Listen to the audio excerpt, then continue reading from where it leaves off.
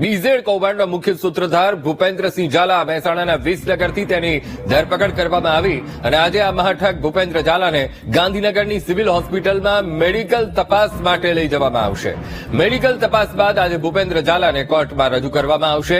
CID crime ઠગબાજ Bhupendra ઝાલાના 14 દિવસના remand માંગી શકે છે. તો પોલીસે મોડી રાત સુધી ભૂપેન્દ્ર ઝાલાની પૂછપરછ કરી હતી અને ડીઆઈજી પરીક્ષિતા રાઠોડ, એસપી હિમાંશુ વર્મા સહિતના અધિકારીઓએ પૂછપરછ કરી. તો સંપર્કમાં રહેલા એજન્ટો અને પિતાના સંપર્ક બાબતે પણ પૂછપરછ કરવામાં આવી. લોકો પાસેથી લીધેલા નાણાંના રોકાણ અંગે પણ સવાલો કરવામાં આવ્યા.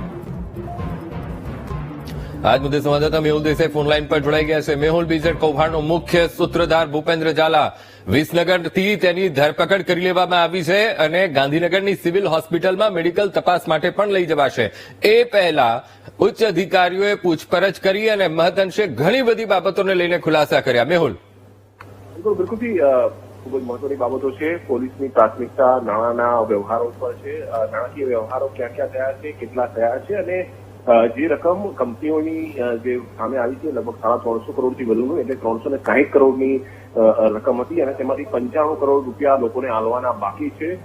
તેના નાણાંનો ઉપયોગ કઈ જગ્યાએ કર્યો છે, તેના સંદર્ભમાં વિદેશમાં કોઈ રોકાણ થયું છે, ક્રિપ્ટોકરન્સી જે છે તેમાં કોઈ રોકાણ થયું છે કે કેમ, આ તમામ પ્રાથમિક બાબતો જે છે તેના ઉપર તપાસ જે છે તે પૂછપરછ કરવામાં આવી. મોડી રાત સુધી ઉચ્ચ અધિકારીઓ, જેમાં ડીઆઈજી પરીક્ષિતા રાઠોડ કે તેમની પાસે જવાબદારી સીઆઈડી ક્રાઇમની છે, સમગ્ર કેસનું મોનિટરિંગ અને તપાસ કરતા હિમાંશુ વર્મા સહિતના અધિકારીઓ જે છે તેમને પૂછપરછ કરી હતી.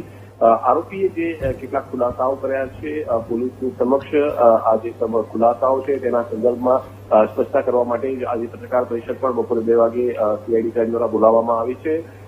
4 વાગે તેને અમદાવાદ ખાતે કોર્ટની અંદર રજૂ કરવામાં આવશે. રિમાન્ડ માટે તેને રજૂ કરવામાં આવશે અને પોલીસ 14 દિવસના રિમાન્ડની માંગણી જે કરી શકે છે અને તેના મુદ્દાઓને પણ તૈયાર કરવા માટે જે ગઈકાલે પૂછપરછ થઈ તેમાં તપાસની દિશા શું હશે, તપાસના વિષયો કઈ કઈ જગ્યાએ હશે, કઈ જગ્યાએ તે છુપાયો હતો, કોણે કોણે તેને મદદ કરી હતી, તેની પણ જે વિગતો જે છે તે કોર્ટની સમક્ષ મૂકવામાં આવશે.